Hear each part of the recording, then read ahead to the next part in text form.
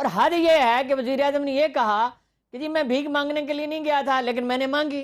China, Japan, America, Germany सारे equally सोच रहे हैं कि हमें इंडिया में इन्वेस्टमेंट्स करनी है।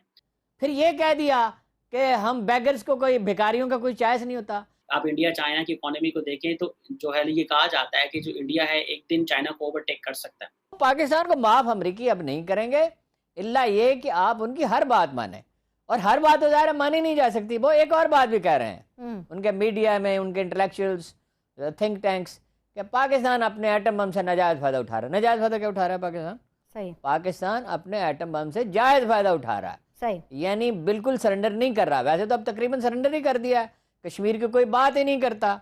यानी जहाँ तक मुझे याद है, सैयद अली गिलानी की अमरीकी भारतीय वज़ीर ख़ारजा सुषमा स्वराज पे तो ट्वीट किया अपना मरियम साहिबा ने और नवाज शरीफ साहब ने और सभी ने, नून लीग के जी। लीडरों ने। अली गिलानी पे नहीं किया था कोई यानी ताज़ियत बयान भी नहीं दिया था। कश्मीर का जिक्र ही नहीं करते, सिरे से नाम ही नहीं लेते इंडियन मुसलमानों पे जो जुल्म होता है। लेकिन बहरहाल बिल्कुल सरेंडर तो नहीं कर सकते ना, कि उसकी बालादस्ती मान ही लें, उसका ऐलान तो नहीं कर सकते। फिर इसराइल को नहीं मान रहा पाकिस्तान, जी। इमरान खान तो बिल्कुल ही नहीं मान रहे थे, ये मानना चाहते हैं अब मगर मान नहीं सकते। तो वो तो ये मसला तो रहेगा ही। अच्छा ठीक है, हम इसे मुझे ब्रेक पर जाना है, मुझे उससे पहले मैं जल्दी जल्दी नहीं से एक पैसे सवाल का देंगे। जवाब लेना मैंने चाहूँगी। आज जिस दिन मिफ्ता साहब ने ऐलान कर दिया था एक आध दिन में पैसे मिल जाएंगे, तो मैंने आपसे कहा था मिफ्ता साहब को इन चीज़ों का इदराक ही नहीं है, इनको समझते ही नहीं है, आसानी से नहीं मिलेंगे पैसे। बिल्कुल, कुछ रिकॉर्ड पर आई अंदरून बात। खाना और भी उसने कह दिया, वज़ीर आज़म ने खुद कहा अगर और शरात आयद न की। भाई आप इनवाइट करते हैं शरात, और हद ये है कि वज़ीर आज़म ने ये कहा कि जी मैं भीख मांगने के लिए नहीं गया था, लेकिन मैंने मांगी। फिर ये कह दिया कि हम बेगर्स को कोई भिखारियों का कोई चॉइस नहीं होता। फिर उससे आगे बढ़ के जब ख्वाजा आज़म डिफेंस मिनिस्टर है, उन्होंने ये कह दिया कि हमारी ज़िंदगी और मौत का इन्हिसार ही अमेरिका पे है। सही।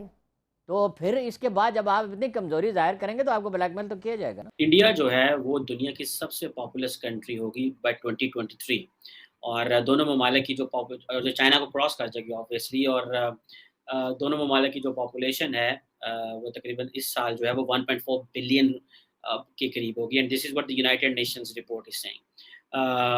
अब ज़ाहिर बात है ये ग्लोबली ये बहुत बड़ा एक चैलेंज है।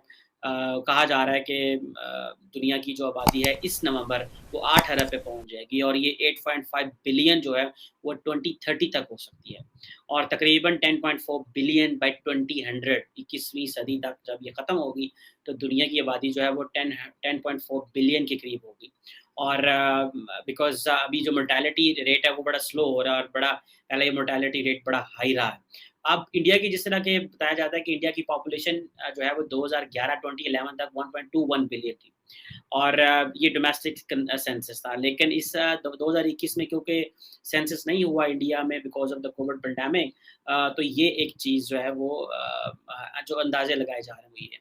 अब जो दुनिया की आबादी की जो ग्रोइंग है ये बेसिकली 1950 के बाद सबसे स्लोएस्ट अभी है। 2020 में तकरीबन 1% दुनिया की आबादी बढ़ी है। तो ये बहुत ज़्यादा जिसे कह लेना कि इम्पोर्टेंट है कि लोग अब समझदार हो रहे हैं, लोग सयाने हो रहे हैं।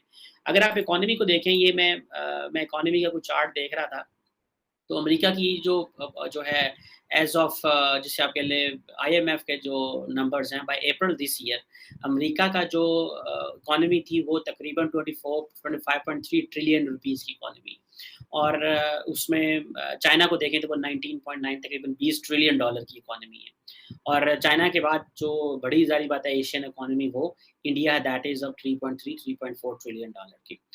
उधर यूरोप में चले जाएँ तो जर्मनी है 4.3, यूके है 3.4, फ्रांस है 2.9, रशिया है 1.8 और अगर आप मिडल ईस्ट में चले जाएँ तो सबसे बड़ी इकोनॉमी जो है वो जो है वो सऊदी अरब की है तकरीबन almost 1 trillion.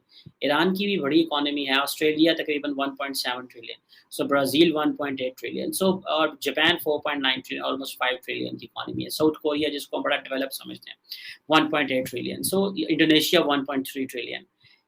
Pakistan stands nowhere in this, Spain की 1.4, इटली 2.1। अब आपको पता चला कि why the world is paying too much attention to India because this is economy, this is business what the world is looking. America जो है उसकी economy तकरीबन 1871 से तकरीबन दुनिया की सबसे बड़ी इकोनॉमी है 1871 से। ये कहा जा रहा है कि बाय 2030 जो चीन की जो जीडीपी है, वो अमेरिका को सरपास क्रॉस कर जाएगी। सो अब आप इमेजिन कर लें कि दुनिया की चौथी, 5वें नंबर पे अगर इंडिया की इकोनॉमी आ रही है, तो ये they are going to surpass UK वगैरह को तो पीछे छोड़ जाएँगी। फिर जर्मनी है आगे और ज़ाहिर बात है उसके बाद चीन है। तो ये बहुत बड़े फैक्टर हैं जिनको देख के दुनिया जो है वो समझ रही है कि हमें इंडिया के साथ एंगेज करना है। That is the reason why the world is looking at India. अगर आबादी को देखें तो इंडिया में ज़ाहिर बात है दुनिया की तो जो वर्ल्ड फर्टिलिटी पॉपुलेशन है, वो तकरीबन इस वक़्त 2.3 बर्ड्स पर वुमन है। जो कि 1950 में ये 5 थी। ठीक है जी, हर खातून जो थी उसके यहाँ 5 बच्चे होते थे। अभी ये जो है वो 2.3 है। सो ये जो बाय 2050 ये जो फर्टिलिटी रेट है ये 2.1 पे आ जाएगा। सो 2.3 से 2.1 पे आ जाएगा। That is very encouraging. और इट मीन्स के लेकिन आप उधर देखें कि जो यूएन के बाकी स्टैटिस्टिक्स हैं बाय 2050 जो दुनिया की 8 मुल्क हैं जहाँ पे आबादी जो कंसंट्रेट करेगी ऑलमोस्ट वो इसमें कोंगो है, इजिप्ट है, इथियोपिया है, इंडिया है, नाइजीरिया और पाकिस्तान भी इसमें शामिल है और फिलिपाइंस एंड तंजानिया शामिल है। सो अब इमेजिन कर सकते हैं that we are in a very serious situation. Pakistan में फ्लड्स हैं, पाकिस्तान में फूड रॉट्स आ रहे हैं, पाकिस्तान में हाउसिंग सोसाइटीज़ बन रही हैं जिनकी वजह से सारी एग्रीकल्चर लैंड तबाह हो गई है और एग्रीकल्चर ख़त्म होके रह गया और इस पे गवर्नमेंट कोई पाबंदी नहीं लगा सकती और हमें आटा और ये चीज़ें सारी बाहर से इंपोर्ट करनी पड़ रही हैं। So you are looking where the world is moving and what attention India is getting internationally and what is the logic behind all this attention.